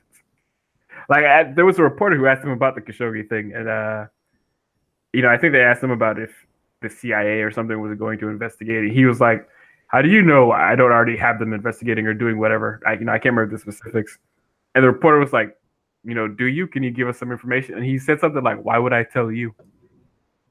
I'm like, because he's with the fucking press. What are you talking about? Yeah, if it's something that you can't talk about, you say, well, right now we're having a discussion about several options, and I don't think that it's right to talk about it publicly. But when the time comes, we'll address that publicly. Next question. Like, you can diplomatically shine the press off. You don't have to just be a jackass. It actually wasn't Putin. It was Kim Jong-un. Was it? Yeah, he was talking about. They brought up Putin. They brought up Yeah, because she brought up the whole like the love thing and all of that. And right. She said, he presides over cruel kingdom of repression, gulag, starvation, slave labor, public executions. And she was leading to the point because he said at some rally like, and we fell in love, and I love this guy. And she's like, you love this guy? And he was like trying to like backtrack or, defend it or whatever. And he was like, I know all these things. I'm not a baby. I get along with him. Okay, whatever, no big deal. And she pushed it a bit more, and then he was just, okay, yeah, I remember now. She said, you love this guy? And he said, it's just a figure of speech. And then she was like, no, it's like an embrace. And then he said, well, let it be an embrace. Let it be whatever it is to get the job done. And I'm like, that's it. That's the next step from lying. It's just not even bothering to even act like you're accountable anymore. Just, I'm in charge. I'm going to say whatever the fuck I want. That's the end of the conversation. And I feel like he's been leaning more into that attitude more and more. I don't know, last few weeks or so. Like, yeah, probably so. So I don't know that the lying is getting worse. It's just this attitude of, why do I even have to lie? I'm in charge. What I say goes. So who cares? Yeah, it's kind of getting like I just don't give a fuck. What are you gonna do about it? Nothing. Which is a gross attitude, but yeah, it just feels like the way that it's going. I don't know, it's just odd, and I feel like I've seen a bunch of examples of it, like with the caravan, for example, that is coming up from really, Mark, really one of these southern countries. Mexico? I mean, it's coming up through Mexico, but they've been traveling further than that. Yeah, from South America, somewhere through the peninsula. Those people are doing a hell of a walk. Oh my god. But yeah, they're coming up from South America to, I guess, essentially ask if they can come into America because they're fleeing, crime and murder and all kinds of horrible things in whatever countries they're coming from. And he says, well, he said a lot of shit. He said, they're not coming into this country. I'm going to send the military to the border to stop that from happening. He said the Democrats want them so they can come in to vote in the elections. He said, yeah, didn't he also make some claim that there's 2 point something illegal, or somebody tried to make that claim that they found some more illegal voters or something and put a number to it? I didn't get it. Yeah. The one I was going to point to is when he said that there are Middle Eastern people mixed in with the South American caravan that's coming up through Mexico. And all the reporters keep saying, like, there's no evidence of this. But he just keeps saying all this stuff. And I remember one reporter said, there's no evidence or whatever. And he was like, look, go take your cameras, go into the middle of the caravan and go look, which they obviously had been doing because they're reporters. So they were reporting on this crap. They can't find any evidence about these Middle Eastern people mixed in to these, this group of people trying to come in. And by the way, being of Middle Eastern descent does not inherently make one a terrorist. So, just, I don't know about that, sir. Well, I don't know what to say about his gross attitude about that, but yeah, but that particular line where he just says, like, go look, and it's like, first of all, you are the one saying this. Why don't you give us the evidence? Why is it everybody else's responsibility to prove you right? Presumably you said this, in the ideal situation, you said this because you had evidence, right? So why don't you just show it to us? And secondly, you must know that if they do in fact go and look, they're not going to see what you're talking about, which tells me that you don't care. Because you knew that they weren't going to be able to verify what you just said. And you said it anyway.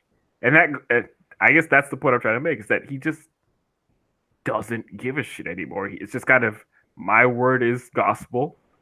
I don't even know why you're asking me questions anymore.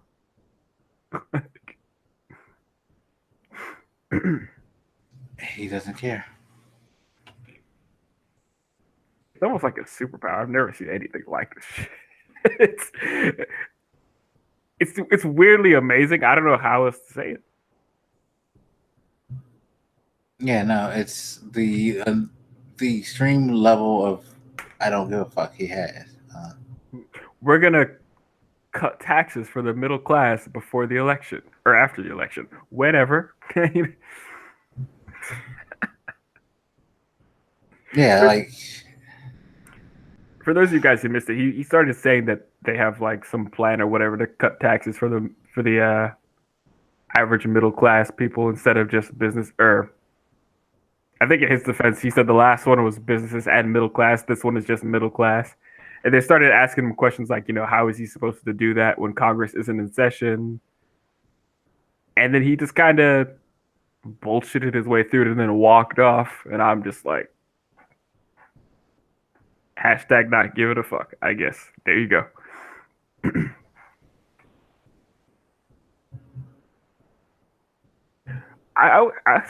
Somebody should do a count of the number of lies I just rattled off just now, because those lies only came up in like the last couple days.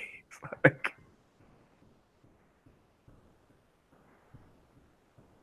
most people can't tell that many lies in their goddamn lifetime. no. I don't think I don't think any lies that I told can amount to a day in his life. Other than that, got other little stuff in the news. Like, I find people seem to be focusing a lot on Ted Cruz and his weird subservience to Trump right now. I guess because the election in Texas is coming up against that rock star Beto O'Rourke. Yeah, he stumped for Ted Cruz. That was hilarious. Ted Cruz showing how much of a bitch he really is. I mean, I feel like there's more focus than there needs to be on it in the news, but it is really weird to look at, because they keep listing off like, so he called your wife ugly. He said your dad, what was it, helped murder JFK or whatever it was. Called you a lot. He's pretty much about as much of a dick as you can be to another person, and you're here giving him the old presidential blowjob. Yeah, no, he completely just bent over. I feel like I don't see how this is even a race in Texas. To be all stereotypical, I would think Texas wants a real man. Like, oh my god. I mean, true, because it definitely is not fucking Ted Cruz. Ted Cruz is just, but he's flailing. That's that's happening.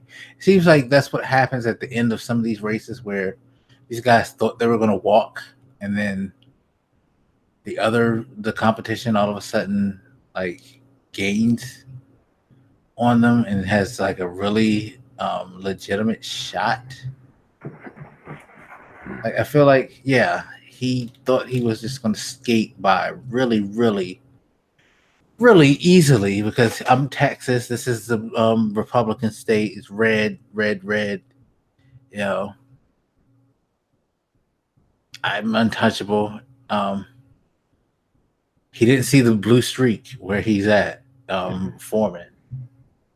Yeah, but I mean, with the on the flip side, we have Senator Heidenkamp, who in a red state and was somehow managed to be a blue senator, is now, or she House of Representatives. She's House of Representatives, right?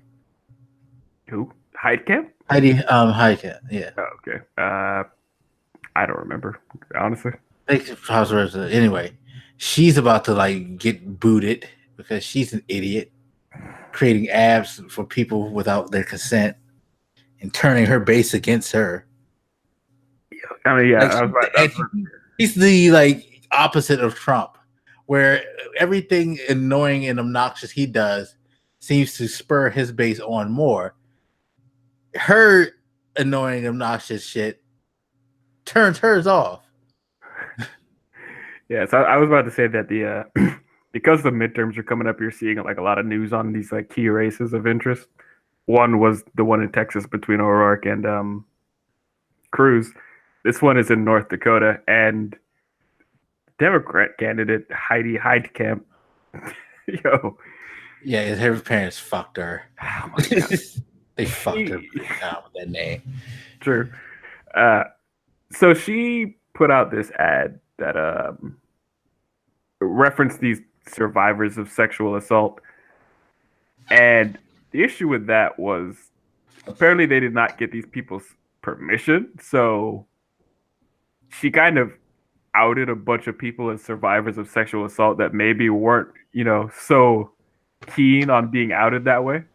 Apparently, some of them weren't even survivors, so that some of that might have just been wrong, but some of them were, and they were pretty pissed about it. So she is in this like sudden sea of dog shit because she, her campaign did that. And to her credit, she apologized, I guess, but I don't know how you're supposed to come back The from thing that. is, she was already losing, and now it's like you pretty much cemented yourself. So I think this was in response to, I don't know if it was her opponent or somebody else made some sort of reference to survivors not being strong or something like that. And I feel like that ad was supposed to be like a response to that, and it wasn't worth it. Nope, not at all. I can't remember her name off the top of my head, but I would suggest you guys go to I think she did this interview on CNN. There was, one of those people that was kind of outed as a survivor. She went on CNN. She talked about, how this stuff came out about her without her permission, and now she has to deal with the fact that everybody knows all this stuff and so on. And the key question that was asked was, are you going to vote for Heidi? And she said, she was going to before, but now she isn't going to. And I was like, right in that moment, like, yep, you fucked up, because now you got these kind of people who aren't going to vote for you. And I'm like, yeah, they probably shouldn't. That was a pretty horrific mistake to make, and you can't take it back. And she apologized, but like, again, I don't know what you do to come back from that. You can't put the genie back in the bottle here, or back in the lamp, whatever. What would you do? What would you do in that situation? Like, how do you come back from that? Being her, especially since I was already 10 points down before this in polls, because she was already getting her ass whipped. Anyway, shit. What am I going to do to come back from that? Pray that my opponent does something so horrendous that I can like somehow survive this, because that's the thing. At this point, she's at the mercy. Like, dude, just don't need to fuck up. The guy who she's running. Yeah, I was just gonna say they can just shut up and they're gonna win. He just doesn't need to fuck up. It's like all he has to do is just don't fuck up. Shut up. Don't fuck up. You're fine. And my issue with that is, even if it had the best of intentions, you ought not have been using these people's identity to make a political point anyway. Especially following that Kavanaugh debacle, because a lot of people are accusing Democrats of stringing out Christine Blasey Ford for political gain. So it was a bad time to do it, and it was done in an incredibly stupid way. I'd like to give some benefit of the doubt. Maybe somebody thought somebody else had the permission stuff, the consent stuff handled. I don't know, but I don't. It's just not good. It's not good. I feel really bad for those women. They did not deserve to have that information about them put out like that. Yeah. Democrats would be looking pretty stupid right now because that woman did that. Yeah. That shit is wild. Oh my god. The second I saw that, I'm like, so can we just call this election now? Like, go on. Do we have to actually go through the process? Concede. Just like, yeah, I fucked up. I'm good. I'm good. Enjoy like your that would sink my political career forever if I would not be mad enough to be able to come back from that one. Also the Georgia voter suppression fiasco, that was wild. having the different stories of elderly people being removed from buses that were going to voting polls for early voting and stuff like that, and somebody claiming that current governor candidate for the Republican making a comment about how they need to figure out a way to keep blacks from voting and all of that, and like how black people voting is a problem, and Those pesky Negroes. to them like trying to like throw dust on his what's her name, Stacey Abrams, trying to throw dust on her with the flag burning thing. Did you hear about that? Oh, it's news to me. So yeah, apparently somebody exposed that she was caught back in the 90s during a rally, like a protest, burning a Georgia flag. And of course people trying to like see she don't care about the state. She was burning the Georgia flag that had the Confederate seal on it, which back then in the 90s I would say was a highly divisive topic. As from those who don't know, the Georgia flag actually used to be Dixie. You may not know that because I think you were born after they changed it. And it's been through a couple of variations because I believe the first variation, they changed it, but they still had like a little corner where they had the bars and stars, the X and the stars from Dixie, the old Confederacy flag. Sure. So it's been through variation. Now it's where it is right now, where you can't tell that it was the Confederate flag.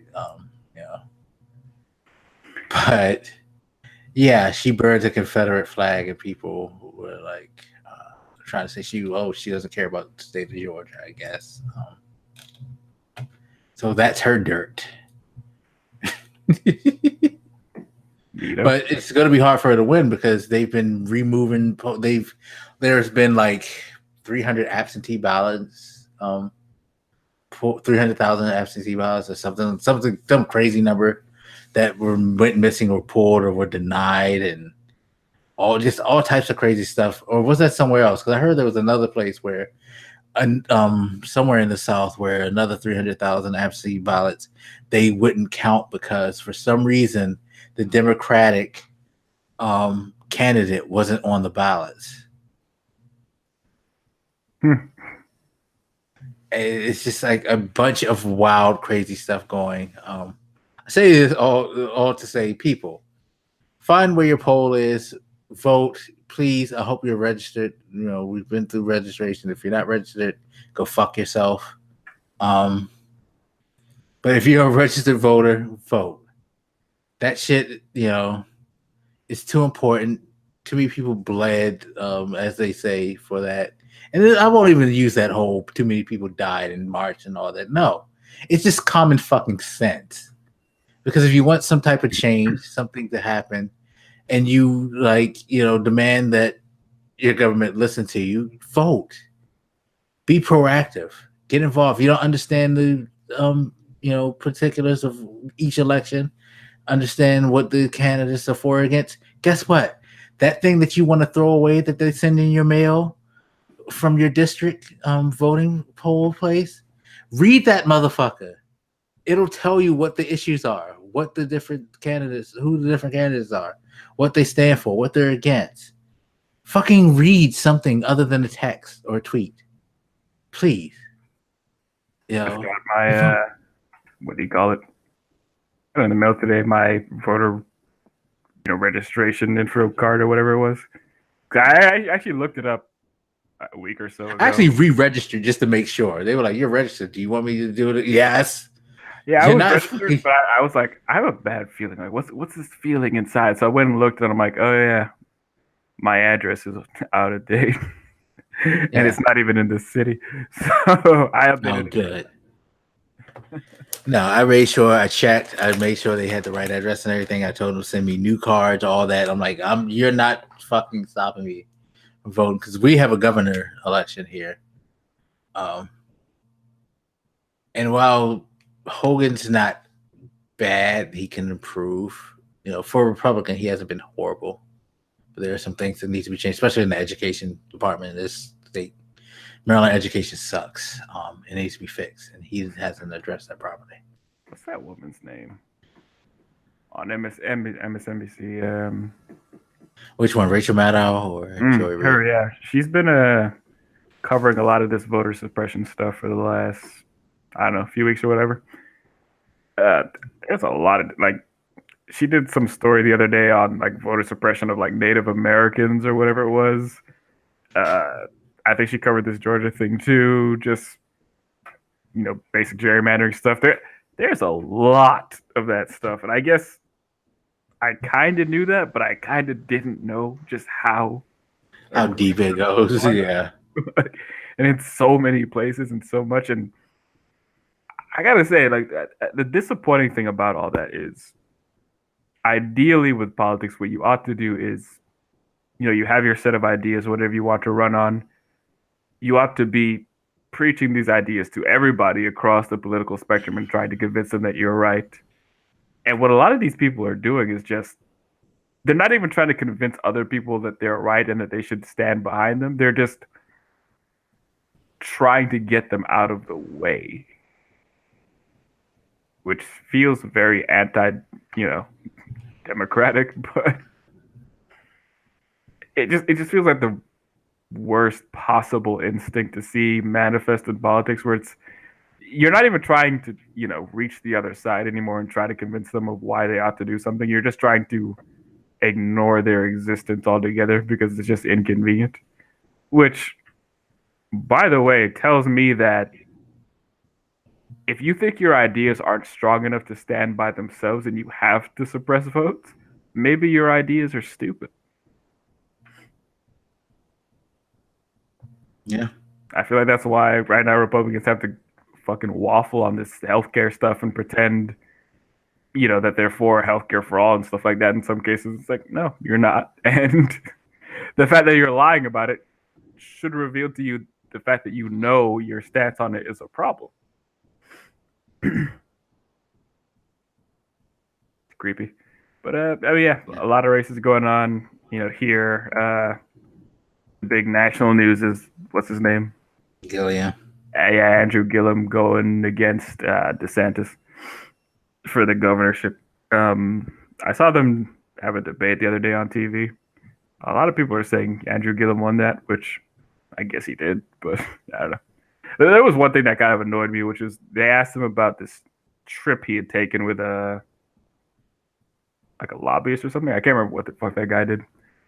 There's this investigation going on, and I think DeSantis asked him, did you pay for these tickets or whatever? And I don't feel like he really answered that question. Yeah, it's the big to-do about Hamilton tickets, which I find perplexing that this is the big dirt. Like, stuff like this, like, again, the Stacey Adams, the Confederate flag thing, him getting possibly free Hamilton tickets.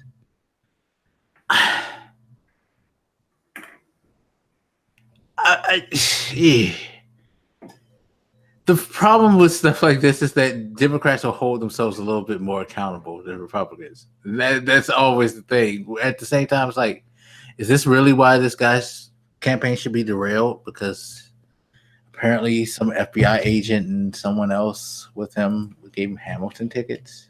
I mean, if he was taking gifts like that, then sure, he should probably get in trouble for that. But it didn't seem to be the case. And my annoyance wasn't that, like, I think he did something wrong. It was just, it was the kind of annoyance that I have with all politicians, where they just start preaching instead of answering fucking questions. Because when he asked him, did you pay for these tickets? He said something like, I don't know, I've never taken whatever for somebody in my life or blah, blah, blah. It was like this weird kind of preachy shit instead of just answering yes or no to that question. And even that's kind of minor, because I feel like he did fine the rest of the debate, but I heard him do that, and I'm like, that kind of pissed me off a little bit. Like, it's a pretty straightforward question. Just answer it. Either say no or say yes and explain what the situation was. But again, that's something all politicians do. They just start giving these fucking speeches instead of just answering a question. Yeah. It's like back in 2016, they took a trip. He said his brother got the tickets.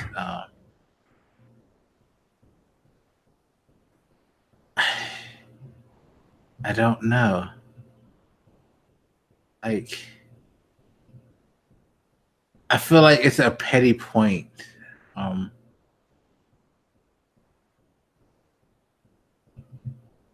mean, yeah, I think it's dumb. If there's something wrong, the authorities will get at him for that. Yeah, because I don't see. The FBI said that he's not under investigation. He has been charged with any wrongdoing. It's just the fact that there was an undercover agent who was investigating someone, I guess, in the group. It's like, yeah, he wasn't even focused. He just happened to be there. I mean, yeah, I think he had made the point that he's not under investigation or anything like that. Like, he's not really part of this. So if that's true, fine. I don't know. I will say, like, because this actually came up before, I feel like he's pushing that. I keep saying DeSantis. Was it him? Like, yeah, DeSantis. Yeah, because there's a whatever. He doesn't matter. But there was that story a little time back about DeSantis using the phrase "monkey this up" or whatever, and everybody picked it up and like, this was so racist. He was, saying "monkey this up" because he's black, and I feel like Gillum has been pushing that a lot. And maybe it's an easy point to push, because if DeSantis had any sense, he would know how to maneuver it, but he's been stumbling over that whole monkey thing. That's the thing. It gets bigger as DeSantis shows how like uncomfortable he is and trying to like defend that point. Because even if you take the racist thing out of it, it's like, why are you saying stuff like that anyway? When you fucked up, like, people can counter with like, you're trying to say he's gonna fuck shit up when you have a record of questions yourself. Just like after the Hamilton thing, when he was asked about it, what's the comment? Let me see. He was like, well, Andrew's running on impeaching Trump. Okay, I mean, I don't know what for. Trump did not receive a free Hamilton ticket from an undercover agent. The fuck does the one and that have to do with the other? Oh yeah, that's a stupid. And this is why DeSantis is in trouble, because he says stupid things. Stupid shit like this, like, dude, it's a really bad point to push. Yeah, I only pick on the focus on the monkey stuff up thing because I'm not like in love with DeSantis, but I feel like the amount of attention and hate that got wasn't fair. Like, it just wasn't obvious to me that he wasn't trying to be a racist. I do feel like monkey. He misspoke, and that's cool. Yeah, but I feel like people are. It would be, again, these people need, like you said, politicians need to like stop trying to be indirect with their answers. Just say something like at least sensible. Like, it was not my intention to be racist. I said that term not thinking about the connotation it could have in certain contexts. And, I apologize if I offended, but that was not my intent. Boom. Leave me alone. Sure. But they make it so fucking difficult by like, just like, I don't know who runs campaigns. Seriously. I would love to know how much a campaign chairman or whatever, whoever, like, strategist gets paid. Because a lot of y'all really shouldn't be paid for shit. Y'all be getting these things. I feel like they're so careful about their image that they sometimes hesitate to just give the easy answer. Because I'm sure, like, part of the calculus in their mind is like, well, if I apologize, then I'm admitting fault and blah, blah, blah, and this looks bad. Like, when I look at them, I see people that are so conscious about how they look and how they're coming off that they're too slow to react to certain things. And two, when they do, it's an overly thought out reaction instead of just a regular human one, which is sometimes called for. And the overly thought out reactions come off as what they are, phony. But otherwise, I feel like, Gillum did pretty well there. There was one thing that kind of pissed me off when DeSantis said something about, you didn't serve, you don't know such and such. And I'm like, really? We're going there? You serve, so you're just like a better person or leader, whatever the fuck you were trying to get at. I respect and love, the military for what they do and stuff. But this weird notion that just inherently makes you, I don't know, maybe I shouldn't even go there because it's going to piss somebody off. Like, it's... Okay, I'll go there. The fact that you serve does not make you inherently more qualified for leadership. It doesn't make you more American. It doesn't make you more patriotic. It doesn't make you more dedicated to the people, at least in the political sphere. Look, hey, I appreciate military people and all they do and the sacrifices that they make for their families. But let's not dismiss the fact that just because you served puts you at a higher tier of like professionalism than anybody else. What you did was admirable, but we're talking about being the governor of the state of Florida. And it's going to, while yes, military can shape some great leadership skills, it don't mean that you are a great leader. Because there's been plenty of people who've been in the military, who've been put in military roles. History can tell you that. We can look through all wars in history even and see some like dumb fuck generals, commanders, and all that who've done fucked up things in history. So no, do not rest on the fact that you served in the military as a legitimate point to your right to be governor. Fuck out of here with that shit. If anything, you're being disrespectful to the military by dropping that shit all of the time. By talking about it kind of goes back to the whole I'm smart shit. Like a genius doesn't necessarily need to tell you that he's smart. Someone who's a good leader doesn't need to tell you he is, and doesn't need to say it's because of who he's affiliated with. That's some frat boy bullshit trying to backdoor your way into a job just off the fact that you're both a part of the same association. No. It's a tired trope. It's a very tired trope. You know that term playing the race card? Like, I feel like it's not used very often, but I do kind of feel like playing the military card does happen every once in a while. Oh, it does. Without a doubt. Which, again, all respect and admiration, but don't try to use it in that way. It's kind of gross to do that. And it doesn't really make sense to imply that because somebody wasn't in the military, what does that say about them? Mm-hmm. Not everybody in the country can have been in the military and fought in a war. I believe DeSantis was in Iraq or something, but it's just a matter of fact that probably most people wouldn't have been fighting in the military, which is probably what you want. I don't think you want it to be a world where most people have military experience. I don't know. It was a weird thing. I didn't like it. Felt the need to say at least one thing about DeSantis I didn't like, but because I was a little hard on Gillum there, but Point is, midterms are coming up, so there's a lot of state-by-state discussions about what's going on in each one of those races. And if you don't want to wait till November 6th, you can vote now in most cases. It's funny, while we were having this conversation, I was like, I really need to see if there is a early voter center near me. And sure enough, right around the corner, part of my route home, there is one. I feel like I should go there tomorrow and just go ahead and vote.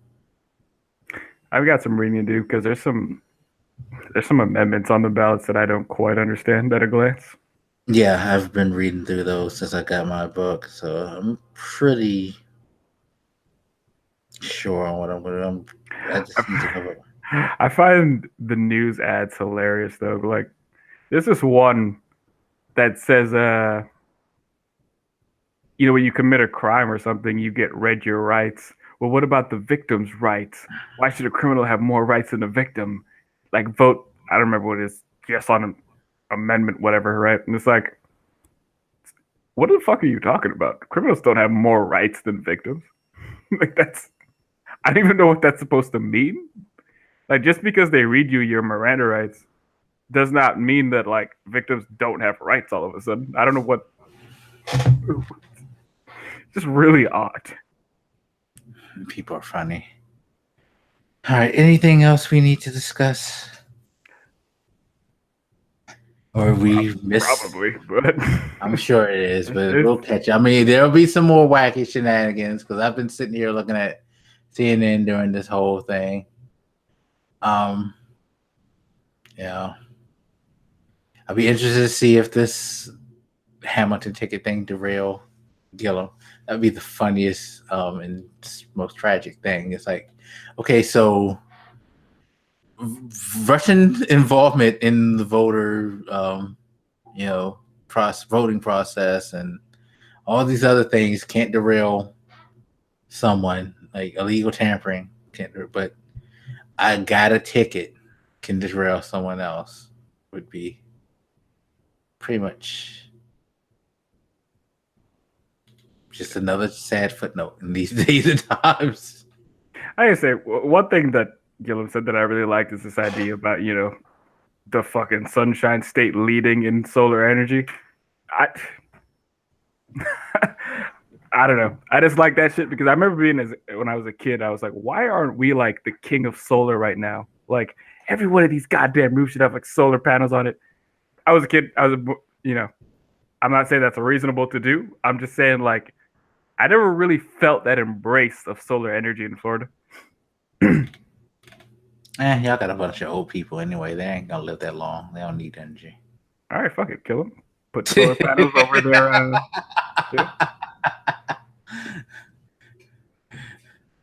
I kid, Florida. I kid. Even though, no offense, you guys got issues down there. I don't put solar panels over their graves, and especially when you're finding what's the name of that stuff that you found in the park, sir?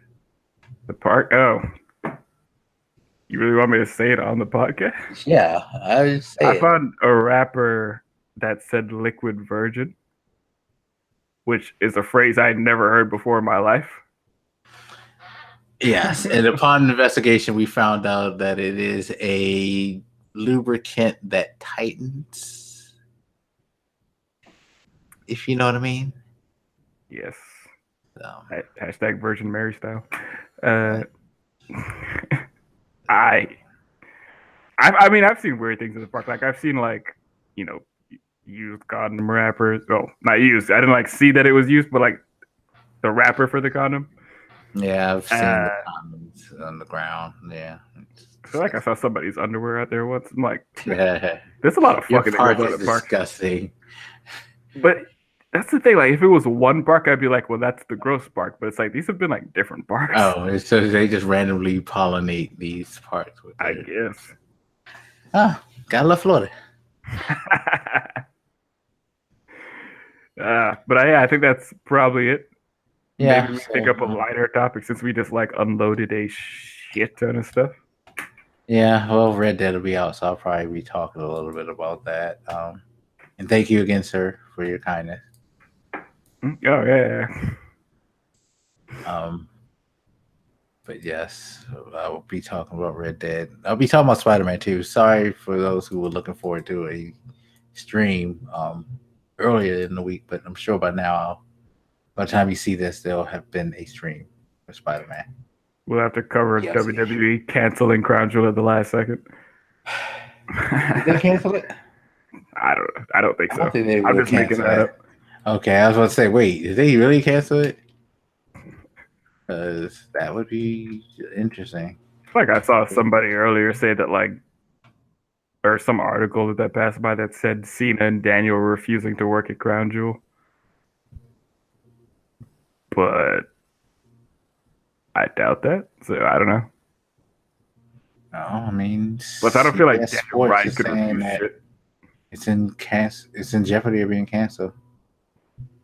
So people are trying to get them to cancel it. I mean, yeah, they're pushing. They're mad about the Saudi Arabia shit, man.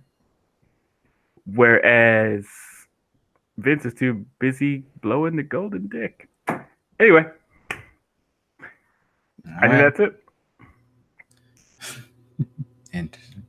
All right, everybody. So thank you again for watching. And hopefully we're back on regular schedule. Take it easy, and we will see you next time. Peace.